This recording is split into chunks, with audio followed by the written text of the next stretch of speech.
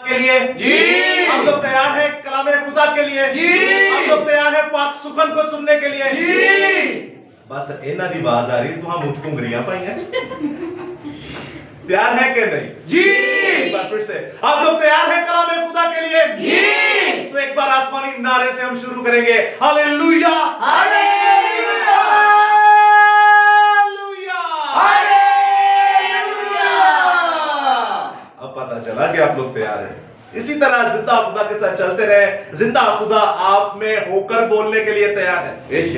तो अजीजों, आज का कलाम है खुदा जो हम पढ़ने को है, जो हम सीखने को है, जो हम सुनाने को है, वो है मोहब्बत। आज का टॉपिक नहायत ही यूनिक, नहायत ही नायाब, मुकद्दस और बिल्कुल अलग है, जिसका टॉपिक मजमून है, लफ्ज है, एक ही लफ्ज है, वो है मोहब्बत। मैं आपको मोहब्बत के बारे में बता सकता हूं कि फलों में जब आप 9 फल देखते हैं तो सबसे पहला फल जो है वो मोहब्बत का है और सबसे अजीम फल जो है वो मोहब्बत का है। अगर आप में मोहब्बत होगी तो आप में ऑटोमेटिकली खुशी भी होगी, ऑटोमेटिकली आप में इत्मीनान भी होगा, आप में तहम्मुल भी होगा, मेहरबानी भी होगी, नेकी भी होगी, ईमानदारी भी होगी, हलीमी भी होगी और परहेजगारी भी होगी।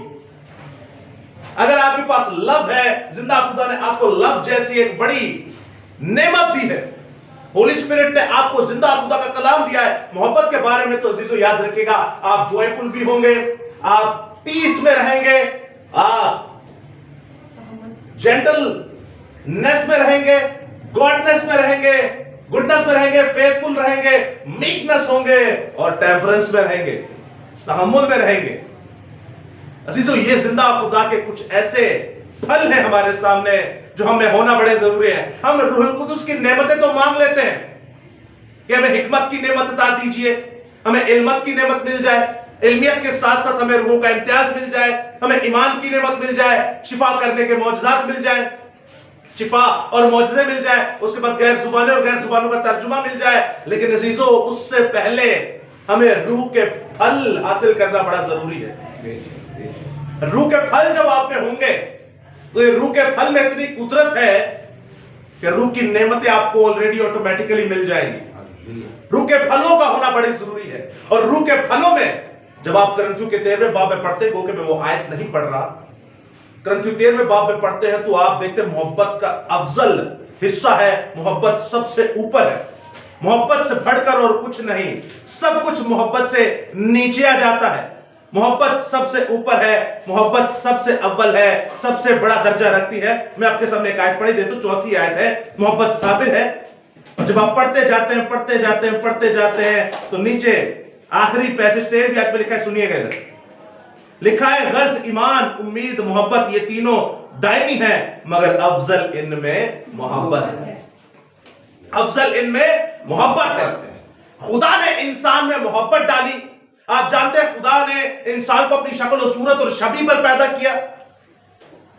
अपने औसाफ, अपने एट्रीब्यूट्स, अपने तमाम ऐसे गुण जो है, जिसे हिंदी में गुण कहते हैं, प्रॉपर्टीज कहते हैं, खसूसियात कहते हैं, वो भी इंसान में रखी। जैसे खुदा मोहब्बत करता है, इंसान भी मोहब्बत करता है। खुदा बोलता है, इंसान भी बोलता है। खुदा रूहों का इम्तियाज रखता है, इंसान भी रूहों का इम्तियाज रखते हैं। खुदा जो है वो और भी बहुत सारे मौजज़ात और करामात दिखाता है, इंसान भी दिखाता है। इसी तरह खुदा रोता भी है और इंसान भी रोता है। मोहब्बत के साथ साथ हम रिलेट करेंगे आज रोने को। लेकिन जब हम मोहब्बत पर बात कर रहे हैं तो अजीजों याद रखिएगा, हमारी बाइबल मुकद्दस में या उर्दू जुबान में लफ्ज मोहब्बत, एक ही लफ्ज हर एक मोहब्बत पर चिपकाया जाता है। मैंने आपके सामने भी मरकजी आयत नहीं पढ़ी, मैं आपके सामने एक नॉलेज थोड़ा सा दे दूं आपको, ये जनरल नॉलेज आपके लिए होना चाहिए। जैसे मिसाल के तौर पे एक बीवी और जो शौहर है एक दूसरे से मोहब्बत करते हैं, तो हम उसे भी कह देते हैं ये एक दूसरे से क्या करते हैं, मोहब्बत करते हैं। एक भाई बहन बरादराना जो मोहब्बत होती है, हम उसे भी कह देते हैं कि ये मोहब्बत करते हैं। एक कलीसियाई जो मोहब्बत होती है, हम उसे भी कह देते हैं कि ये मोहब्बत करते हैं एक दूसरे से। और एक खुदा से मोहब्बत होती है, हम उसे भी कह देते हैं कि एक दूसरे से क्या करते हैं, मोहब्बत करते हैं। लेकिन अजीजों, ऐसा जो ओरिजिनल मतन में बाइबल मुकद्दस लिखी गई यूनानी या फिर इब्रानी के अंदर ऐसा नहीं है।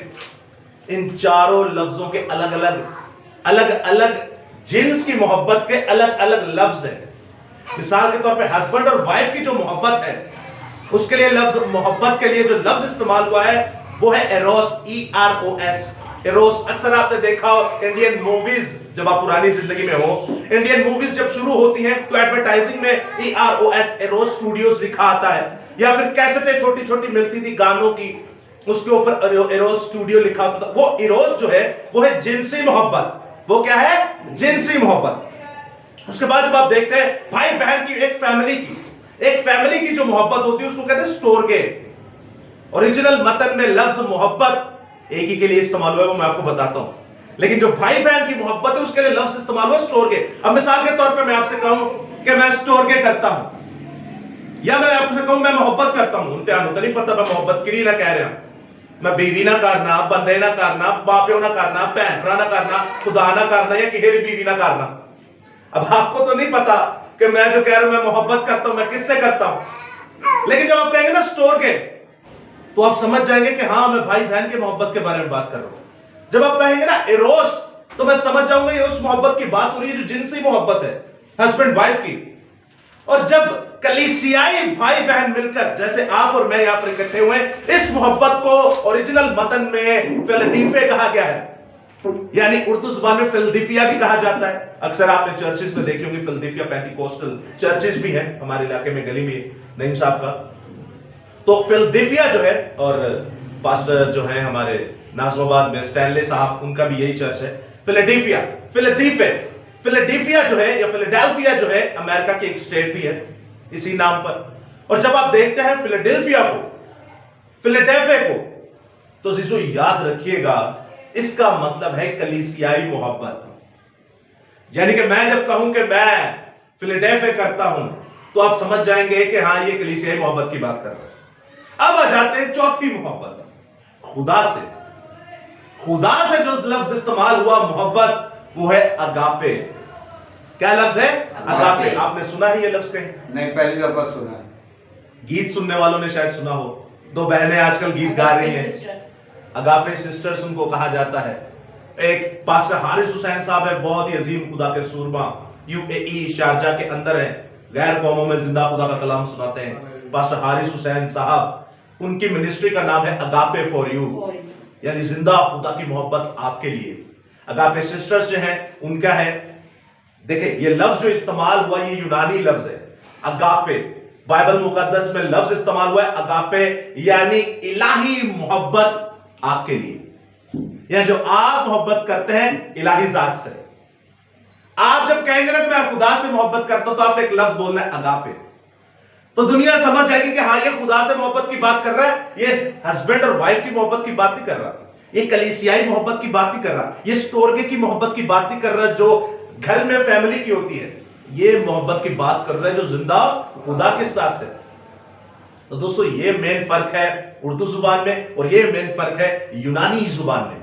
अगर आप हस्बैंड वाइफ से कहते हैं मोहब्बत, इतने भी मोहब्बत ही लाओगे, तुम भैन भरा ने कहोगे ए भी मोहब्बत ही है, कलीसिया च कहोगे ए भी मोहब्बत ही है, खुदा ने कहोगे ए भी मोहब्बत ही है, लेकिन यूनानी में अलग अलग लफ्ज है इसके जिसकी फौरन पहचान हो जाती है। मिसाल के तौर पे मैं आपसे कहूं स्टोरगे, तो आप समझ जाएंगे अपनी फैमिली की बात कर रहा है।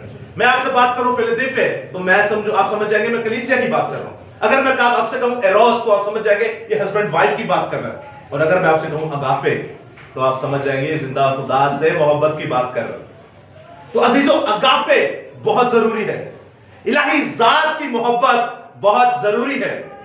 अब जो आज का टॉपिक है अगापे यानी जिंदा खुदा की मोहब्बत, तो मैं आपके सामने मरकजी आयत पढ़ना चाहता हूं कि जो जिंदा खुदा के साथ मोहब्बत करते हैं वो होते कैसे, वो क्या होते हैं। तो आप सोचिएगा कि क्या आप वो हैं। तो मैं आपके सामने आयत मुकद्दसा पढ़े देता हूं। आज की हमारी मरकजी आयत होशिया नबी का सहीफा, उसका 9वां चैप्टर, उसका 9वां बाब और उसकी 7वीं आयत। The book of Hosea chapter 9 and verse 7। गौर से सुनिएगा अजीजों, इस कलाम अक़दस में क्या लिखा हुआ है।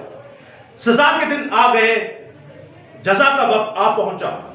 इस्राएल को मालूम हो जाएगा कि उसकी बदकारी की कसरत और अदावत की ज्यादती के बायस नबी बेवकूफ है।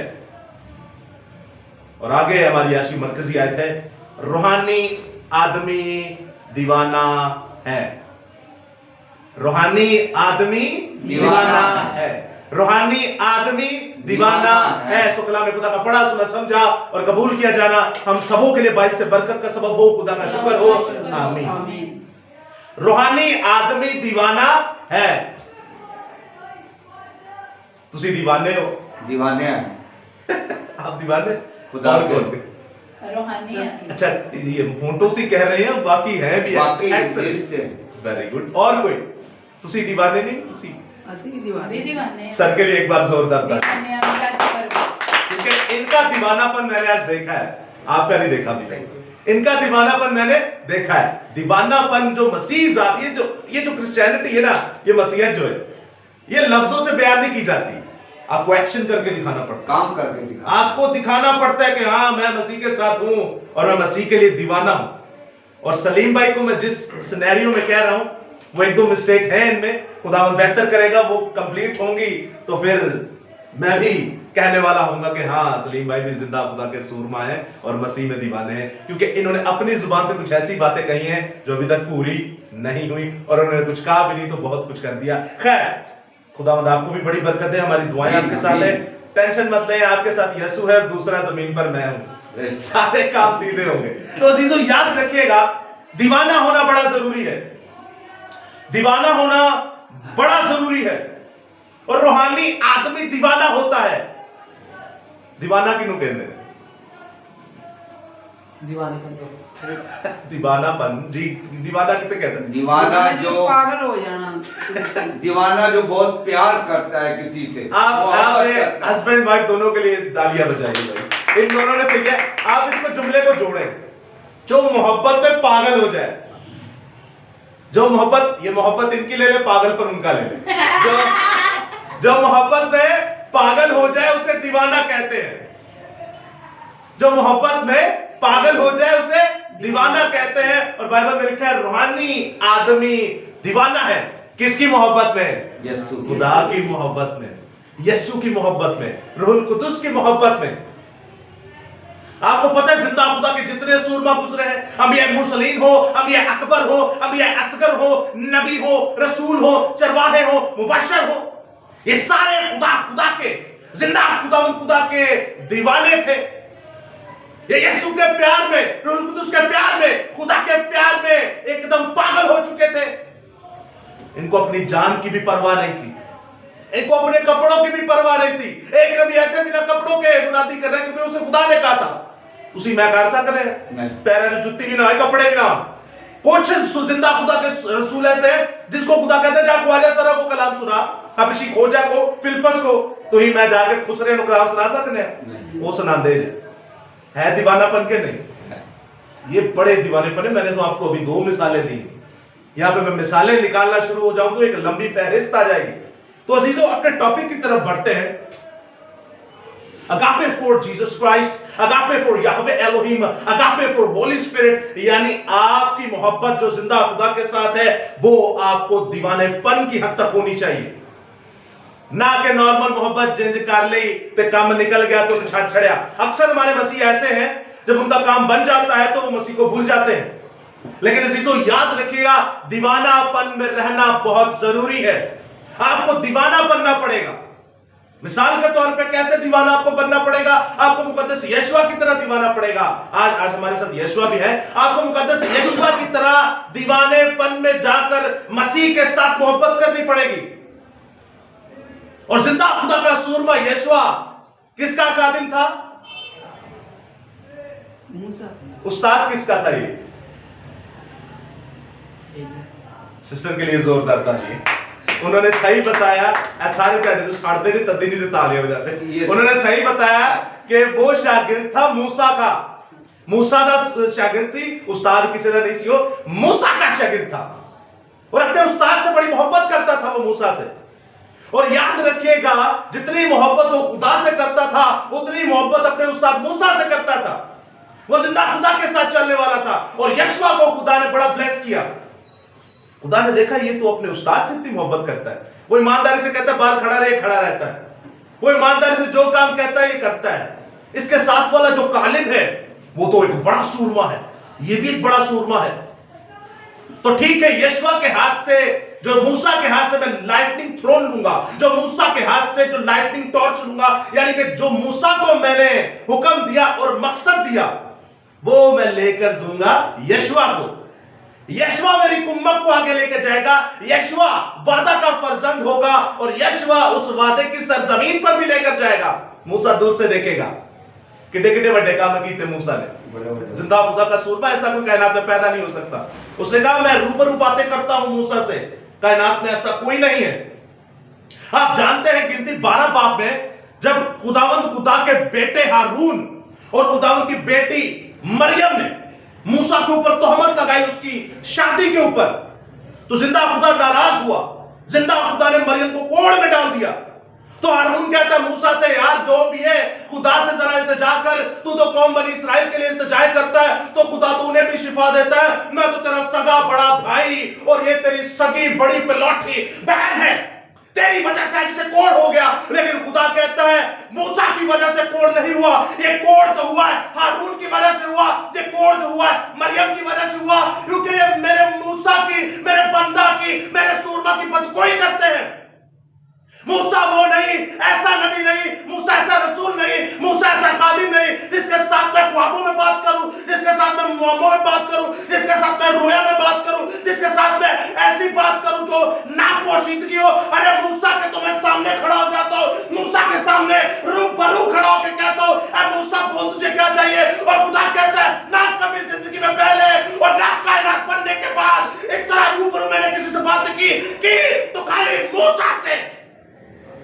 इतना बड़ा खुदा का सूरमा मूसा, लेकिन मुल्क में नहीं जा सका, कनान में नहीं जा सका, मौदा मुल्क में नहीं जा सका, गया तो उससे भी बड़ा सूरमा यशवा गया।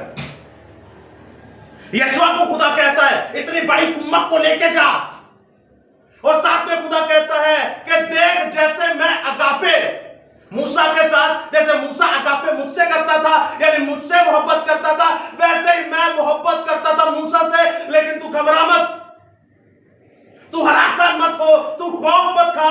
ऐ यशवा देख जैसे मैं मूसा के साथ था, मैं तेरे भी साथ रहूंगा, जैसे मूसा के साथ मोहब्बत करता था तेरे भी साथ रहूंगा। मैं जैसे जैसे तुझे बोलता जाऊं तू वैसे वैसे करता रहे। पहले तू ये खुदा का पाक कलाम, ये खुदा की पाक शरीयत, ये खुदा का पाक शुक्र तेरे मुंह से ना हटे। तू ना दाएं मुड़ना ना बाएं मुड़ना। देख जिस जगह पर तेरे पांव का तलवा टिकेगा, जिस शहर में तेरे पांव का तलवा टिकेगा, जिस सल्तनत पर तेरे पांव का तलवा टिकेगा, जिस मुल्क में तेरे पांव का तलवा टिकेगा, वो मुल्क भी तेरा, वो सल्तनत भी तेरी, वो शहर भी तेरा, क्योंकि तूने मुझसे मोहब्बत की, मैं तुझसे मोहब्बत करता हूं। Hallelujah, hallelujah.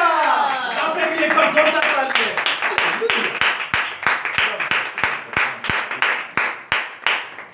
अजीजों, खुदा ने मूसा के बाद यशवा को इतना ज्यादा मसा किया, यशवा को इतना ज्यादा ब्लेस किया, आप सोच भी नहीं सकते। आपको पता है साइंस खुदा के खिलाफ है, साइंस इन मौजूजात को नहीं मानती, वो कहते हैं ये मन गढ़ंत कहानियां हैं। उनका एक अपना नॉलेज है, वो बिग बैंग को मानते हैं, वो एवोल्यूशन थ्योरी को मानते हैं, वो गैप थ्योरी को मानते हैं और कहते हैं बंदर से इंसान बना। ये तो आपने सुना ही होगा, साइंस कहती है। और ये चार्ल्स डार्विन की थ्योरी है जो रोमन कैथोलिक के पोप भी गुजर चुके हैं। तो अजीजों, आप जानते हैं कि जब ये बातें होती हैं तो वो मसीहत को नहीं मानते, लेकिन आप सुनिएगा वो क्या मानते हैं। मुकद्दस यशवा को जब खुदा ने सरफराज किया, सर बुलंद किया, तुसी सूरज वेंदे हो, कदी इंज होया कि सूरज का सब तो बड़ा दिन केड़ा है? 27 जुलाई 8 बजे तक भी चानन होता है। कभी कभी नोट कीजिएगा, कायनात में सबसे बड़ा जो दिन होता है ना, 8 बजे तक भी चानन होता है, तब डूब रहा होता है। तो सब तो छोटा दिन केड़ा होता है?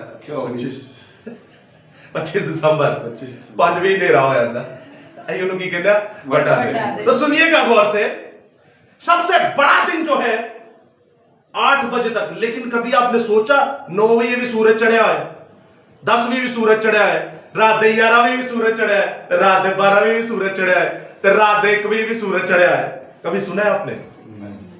बाइबल बताती है।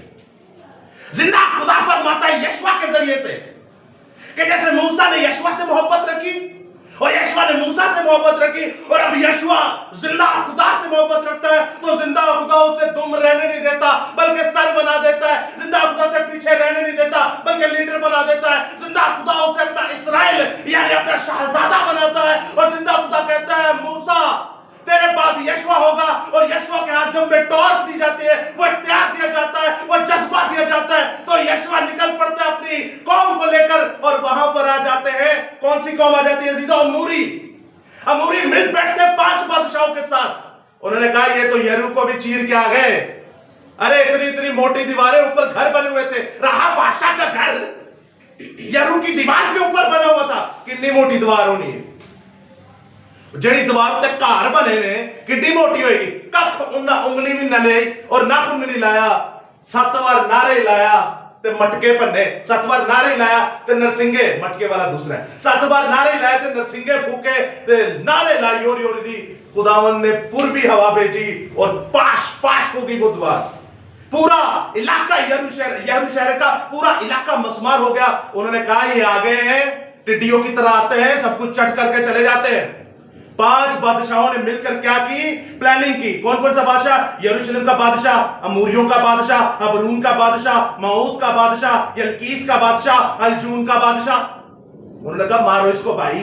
आज आपने देखा होगा कॉन्सिक्वेंसेस में आज भी 2 बने हुए हैं ऐसे ग्रुप। आप देखते हैं चाइना और रशिया एक तरफ है और इसराइल और अमेरिका और यूके एक तरफ है, और भी बहुत सारे ममालिक हैं। लेकिन मैं आपको बता रहा हूं मिसाल के तौर पे इंडिया जो है वो भी चाइना और रशिया के क्लब में है, और पाकिस्तान जो है वो चाइना के साथ भी अच्छी अंडरस्टैंडिंग है और उनकी अमेरिका के साथ भी बहुत अच्छी, यानी ग्रुप बने हुए। इसी तरह इन बादशाहों के ग्रुप बन गए। उन्हें क्या है ना तो यरूशलेम भी बख्शिया, इन्होंने मारो नहीं थे सानू भी चट कर जाएंगे। 5 बादशाहों ने क्या किया? मिलकर एक प्लान बनाया। इसको क्या करते हैं? मारते हैं। अब एक बादशाह को कितनी रियाया होगी, कितने उरे फौजी होंगे, कितनी उसके पास पब्लिक होगी? बहुत सारी। और पुराने जमाने में पब्लिक पता कैसे जंग कैसे होती थी? आप असूर की फौज को जब देखते हैं, जिक्र की किताब आप पढ़ते हैं सलातीन की किताब में, असूरी जब जाते हैं ना मारने के लिए कौम बनी इसराइल को, हिजकिया बादशाह के जमाने में, वो जानते थे हैसन मारना से 1,85,000 फौजी थे सिर्फ। कितने? 1,85,000। मैं आपको इसराइल के बारे में बताऊं, इसराइल की 46 लाख टोटल पॉपुलेशन है, जिसमें से 86 लाख पॉपुलेशन है, जिसमें से कितने फौजी होंगे? मेरे ख्याल से एक अंदाजन लगाते हैं 10,000 या 20,000 या 30,000। अरे 1 लाख लगा ले, 1 लाख लगा ले। हालांकि 1 लाख अवाम भी नहीं है, लेकिन चले मिसाल के तौर पे 1 लाख लगा ले। लेकिन आज आप देखते हैं कि सिर्फ मुल्क मिस्र जो है उसकी फौज की तादाद पूरे इसराइल से ज्यादा है, और आस पड़ोस में 20-30 से ज्यादा मुस्लिम ममालिक है जो इसराइल के पास है, जिन्होंने घेरा हुआ है। लेकिन यह खुदा की कुदरत है। इसी तरह क्या हुआ? असूर ने जब देखा कि हम तो इसको चट कर जाएंगे, कोई मसला नहीं है, अगर खुदा इनके साथ होता तो बचा लेता ना यरूशलेम को, हम तो अब सामरिया में भी कब्जा करने जा रहे हैं। हुआ क्या? हुआ ये कि वो जब जंग में जा रहे थे, उनको पता था मैंने मार देंगे, अपनी बीवी को भी लेके आ रहे थे, अपने बच्चों को भी लेके आ रहे थे, अपने घर वालों को भी लेके आ रहे थे। भला क्यों? उन्होंने पता ये थे रांगे। पहले जंग कुछ इस तरह की होती थी, जा रहे थे बीवी बच्चे भी भाई नहा लाई, एक तो फौजी ऊपर से बीवी बच्चे, यानी बहुत बड़ा एक हजूम एक मुल्क का मैं आपको बता रहा हूं। और सोचिए 5 मुल्कों ने मिलकर क्या की? एक प्लानिंग की और मारना चाहा यशवा और उसकी रियाया को, मारना चाहा यशवा और उनके सूरमा को, लेकिन उनको नहीं था पता कि इनके साथ तो यहोवा खुदा है। हालेलुया। इनकी जो जंग लड़ता है वो यहोवा खुदा है। क्या कहता है यशवा? यशवा कहता है खुदावंद मैं इनसे जंग लड़ूंगा, मैं पीछे नहीं हटूंगा।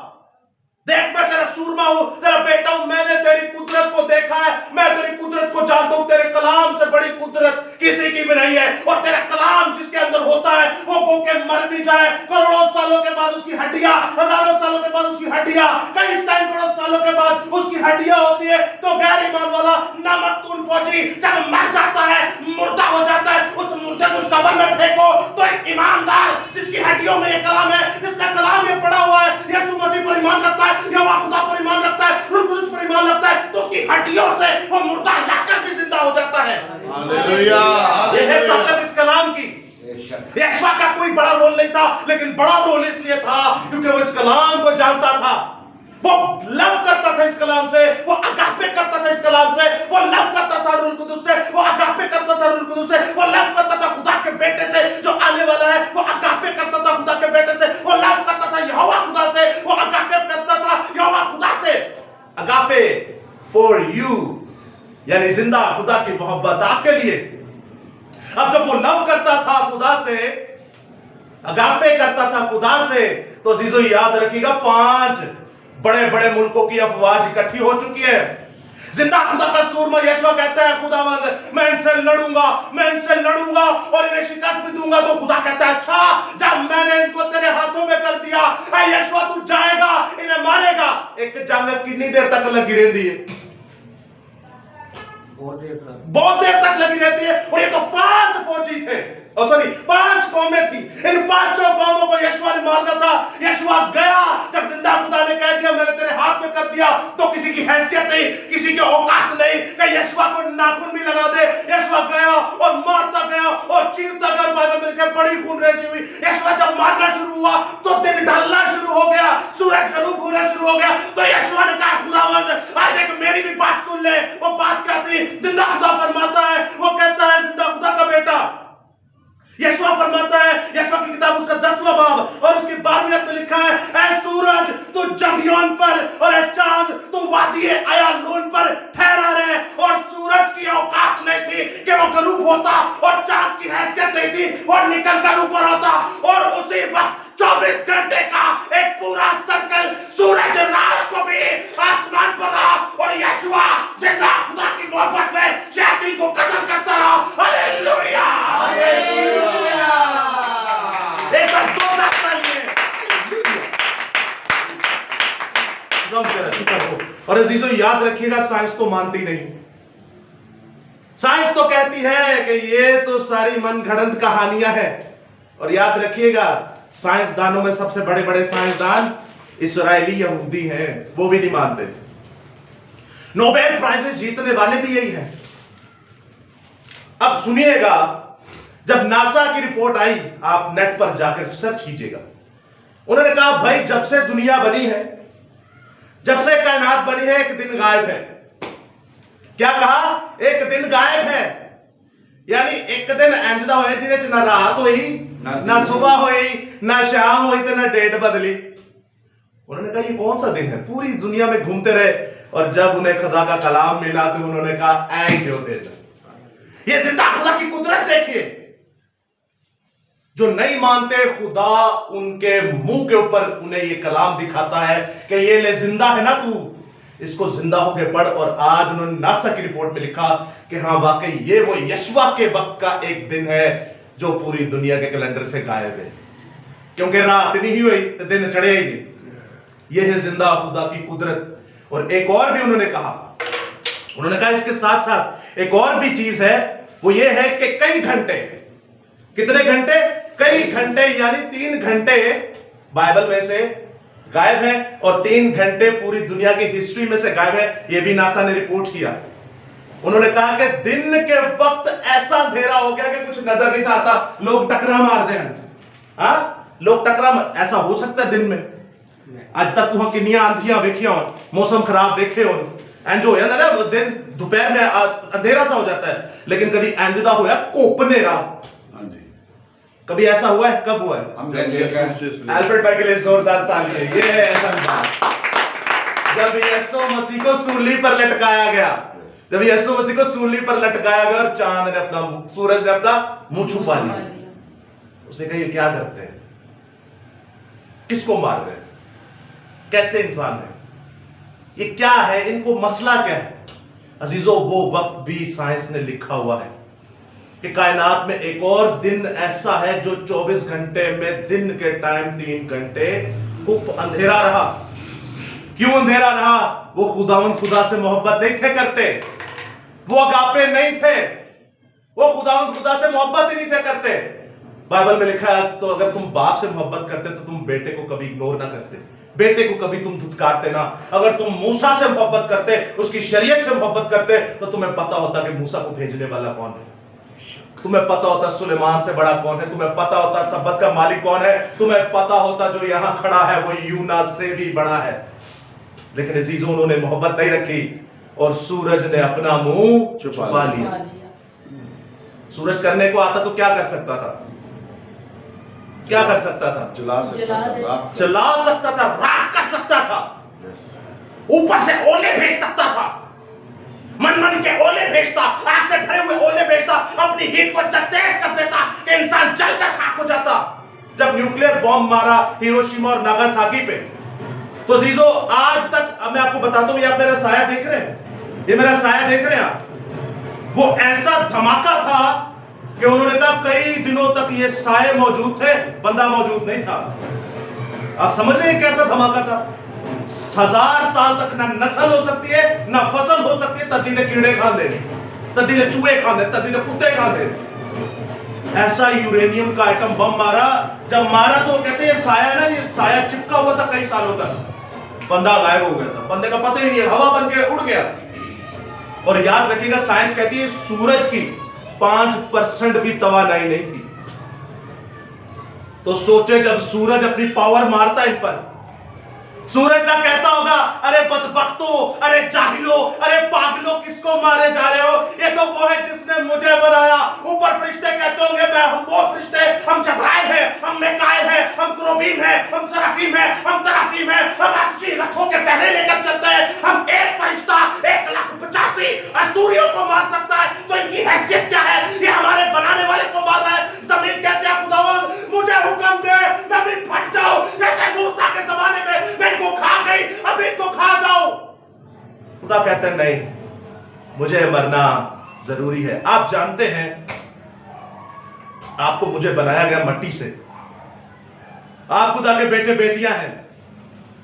एक खुदा यीशु मसीह भी है और एक खुदा है। आप हम सब खुदा के बेटे बेटियां हैं। खुदा किससे ज्यादा मोहब्बत करता है? आपसे, मुझसे, आदम से, या फिर यीशु मसीह से? देखिए, यीशु मसीह वो है जो उसका लखते जिगर है। यीशु मसीह वो है जिसके बारे में वो खुद कहता है ऐ खुदा तेरा तख्त अब्दुल-आबाद रहे। यीशु मसीह वो है जो कहता है मेरी शबीह सूरज शक्ल, जिसने इसे देखा उसने मुझे देखा। यीशु मसीह वो बेटा है जिसके बारे में वो कहता है आज कौन है जिससे मैं कहूं कि तू मुझसे पैदा हुआ? यीशु मसीह बहुत बड़ी हस्ती है क्योंकि वो खुद खुदा है। क्या बाप यीशु बेटे से मोहब्बत करता है ज्यादा या आपसे मुझसे करता है? हमसे। कैसे? क्योंकि हमारी खातर उसने अपनी जिंदगी जो है ना खत्म कर, यीशु मसीह। यीशु की तो बात ही नहीं हो रही, बाप की बात हो रही है। बाप हमसे ज्यादा मोहब्बत करता है या बेटे से? हमारी मोहब्बत के लिए उसने बेटे को भेजा ताकि ये था एग्जैक्ट जवाब, आपका भी ठीक था लेकिन ये कि थोड़ा रीअरेंज कीजिए। बाप हमसे ज्यादा मोहब्बत करता है कि जो उसने अपना बेटा, असली बेटा, अबदी बेटा भी कुर्बान कर दिया। बहुत खूबसूरत, बहुत लाजवाब। खुदावंद आपको बड़ी बरकत दे। अजीजों, ये हैं बड़े गहरे भेद। लेकिन हम क्या करते हैं? हम उससे इस तरह मोहब्बत नहीं करते। अगर हम उससे मोहब्बत रखते तो जैसे खुदा यशवा के साथ था ना, वैसे हमारे साथ भी होता। हम इसको अपने गले से लगाते, अपने सीने से लगाते और रातों को उठ उठ कर खुदा से बातें करते, रातों को उठ उठ कर खुदा से मांगते कि खुदावंद हमें बता हमें क्या करना चाहिए। हम जब खुदा से नहीं मांगते तो हमें शैतान इब्लिस अपने चक्रों में घुमाए फिरता है। तो अजीजों, आखिरी बात, अगापे फॉर यू, आज जिंदा खुदा की इलाही मोहब्बत आपके लिए जो हम बयान कर रहे हैं, वो आखिरी बात मैं आपसे करने को हूं। जिंदा खुदा के सूरमा ने बड़े बड़े काम किए और आप देखते हैं आज यशवा के बारे में बात हो रही है और हमने जाना आयत मुकद्दसा में कि रूहानी लोग क्या होते हैं? पढ़ के नहीं, चीटिंग करके नहीं। रूहानी लोग क्या होते हैं? दीवाने होते हैं। Very good. रूहानी लोग क्या होते हैं? ये यशवा जो था, ये यीशु की, ये यहोवा की, ये रूल कुदुस की मोहब्बत में दीवाना ही था। अब जब दीवाना ही था तो पहले तो 5 बादशाहों को मारा और जिंदा खुदा इसके साथ था। तो सूरज भी ना टलया, तो चंद भी ना आया और इसने अभी भी बस नहीं की।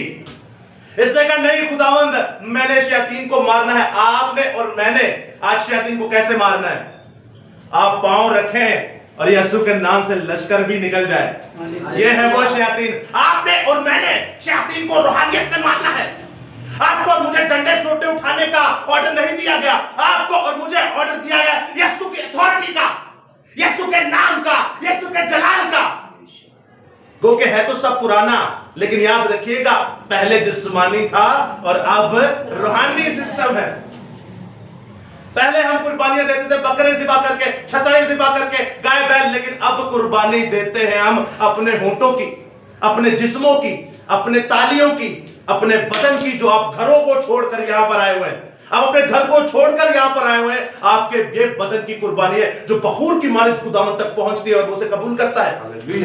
जिंदा खुदा का सूरमा यीशुआ अगापे करता था, मोहब्बत करता था यहोवा खुदा से, तो यहोवा खुदा ने भी उससे बड़ी मोहब्बत की। एक तो कहता है कि देख जहां तेरे पांव का तलवा टिकेगा, वो जगह तेरी, वो सल्तनत तेरी, वो शहर, वो मुल्क तेरा। उसके बाद 5 बादशाहों को मारता है, वो 5 बादशाहों की ममलिकत भी से। उसके बाद एक बड़ा कारनामा करता है खुदावंद, मैं इन शयातीन को भी खत्म करूंगा। क्या आप और मैं ऐसे हैं जो 5 मुल्कों में, 5 शहरों में, 5 इलाकों में और 5 जगहों में जाके कलाम सुना दिए? वो 5 मुल्कों को शयातीन को खत्म कर रहा है। आप 5 बंदियां दे विचों 5 बदरूआ नहीं तुझी काट सकते। बदरू कौन सी सबसे बड़ी? इसको ना पढ़ने की बदरू, और जो इसको दुआ नहीं करता उसमें भी बदरू है। जो यीशु से, खुदा से दुआ नहीं करता उसमें भी बदरू, और जो इसको नहीं पढ़ता उसमें से भी बदरू। आप में हिम्मत है कि 5 बंदियां नहीं ले लो, उन्हें विचों बदरू कटो तो तौबा करके इन्हों पढ़ना शुरू हो जाए। जेडे जिंदा मुर्दा ने वो फिर जिंदा हो जाए। मसीह कहता तुम अपने गुनाहों की वजह से ही मुर्दा है। देखो ऐन वक्त पे मैंने अपना बेशकीमती खून बहाया और तुम्हें जिंदा किया। वो जिंदयान क्या कहता है, तू ही मुर्दा हो। तो अजीजों पहले तो मारे उसने 5 बादशाहों को, उसके बाद वो कहता है खुदावंद शयातीन और भी बहुत हैं। वो समझ गया कि मेरी रगबत खुदा से, मैं अगापे कर रहा हूं खुदा से, मेरा पूरा खुदा के साथ सिस्टम चल चुका है। मैं तो खाकसार हूं, मैं तो मट्टी हूं, जिंदा खुदा मुझे इस्तेमाल कर रहा है, उसकी कुदरत है। वो कहता है ठीक है, पहले जा इन 5 बादशाहों को तू शेर कर, इन 5 बादशाहों को मैंने तेरे हाथ में कर दिया। उसके बाद ही कहा जाता है 31 बादशाहों के पास किन्ने आ 31। असि तो 2 बंदे नहीं लड़ सकते, साढ़े अगे एक आइए और इन्होंने 50-50 होइएगा तो 2 आई जनते फिर सानू बढ़िया पै गया। तो ये कितने बादशाहों को? 31 बादशाहों को। कितने बादशाहों को? 31 बादशाहों को अकेला मारता है। क्यों? वजह क्या थी? यशवा 12 बाब पर सुनिएगा। यशवा 12 बाब जब आप पढ़ते हैं तो उसकी 12वीं आयत, उसकी 9वीं आयत से पढ़ते हैं। कौन कौन से बादशाह थे? यरू का बादशाह, उसके बाद कौन सा है? सुनिएगा, बैतेल का बादशाह, उसके बाद कौन सा? यरूशलेम का बादशाह, उसके बाद हबरून का बादशाह, उसके बाद यरमोत का बादशाह, उसके बाद ललकीस का बादशाह, उसके बाद हजरोन का बादशाह, उसके बाद जजर का बादशाह, दबीर का बादशाह, जजर का बादशाह, खुरमा का बादशाह, इराक का बादशाह, लुबना का बादशाह, एलाम का बादशाह, मकदिया का बादशाह। उसके बाद आप देखते हैं बैतेल का बादशाह, तुफाह का बादशाह, हुर्रफ का बादशाह, अफीक का बादशाह, लशरोन का बादशाह, मदून का बादशाह, हसूर का बादशाह, मरोन का बादशाह, इश्काश का बादशाह। उसके बाद तानुक का बादशाह और मजदूद का बादशाह, कादिस का बादशाह, यकीनात का बादशाह, और उसके बाद आप देखते हैं दौर का बादशाह, गोइम का बादशाह और तिरसा का बादशाह। ये कुल मिला के 31 बादशाह, और इन्हां दी तादाद मूसा नालों भी ज्यादा हो जाती है। मूसा ने इतने बादशाहों को नहीं मारा जितना को यशवा ने मारा, और यशवा ने ज्यादा शयातीन को खत्म किया।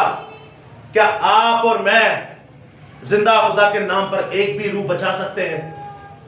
अगर नहीं तो याद रखिए बचनी तुम्हारी भी कोई नहीं है। रूह कैसे बचती है? जब आप अगापे रखेंगे खुदा से, जब आप मोहब्बत रखेंगे खुदा से। और खुदा से मोहब्बत कैसे रखी जाती है? बोलन दे नाल नहीं। जैसे हमने मामू जी की बात को कैसा उभारा के एक्शन से। एक्शन क्या है? जो इनू पढ़ोगे ना रोज, दबा करोगे रोज, तो ऑटोमेटिकली आपकी मोहब्बत खुदा की तरफ होगी, रगबत खुदा की तरफ। फिर आपको पता चलेगा मैंने रूह कैसे बचानी है। तो याद रखें जे एक रूह भी नहीं ना तुहां बचाई ते बचनी तुम्हारी भी कोई नहीं। जितना मर्जी अपने अपने मसीह कहते रहो, रूहें बचाइए। आपको और मुझे इसीलिए पैदा किया गया कि हम सब कौमों में जाएं और उन्हें बाप, बेटे और रूह कुदुस के नाम में बपतिस्मा दे और वो तालीम दे जो खुदावंद यीशु मसीह ने हमें दी है। तब रूह बचती है और किसे एक्शन ना रूह नहीं बचती। अपने वक्त में से थोड़ा दूसरों के लिए निकालिए, उन्हें इंजील की मुनादी कीजिए। इंजील दी मुनादी करन ना ਤੁਹਾਡਾ ਜ਼ਾहिर होएगा अगापे फॉर जीसस क्राइस्ट। आपका लव जो है, दीवानापन जो है, वो यीशु मसीह के साथ है, क्योंकि आप इसे पढ़ते हैं। जब आप बच गए तो आप दूसरों को भी बचाएंगे, हमेशा की जिंदगी के लिए उन्हें वारिस बनाएंगे। सो खुदा आपके साथ हो, खुदा आपको बड़ी बरकत दे। मैं चाहता हूं आज के कलाम खुदा के लिए दुआ हम सिस्टर सबा के साथ मिलकर करें, ताकि जिंदा खुदा हमेशा हमें अपनी पनाह में रखे। आमीन सुम आमीन। जय यीशु दी। हर शय यीशु दी।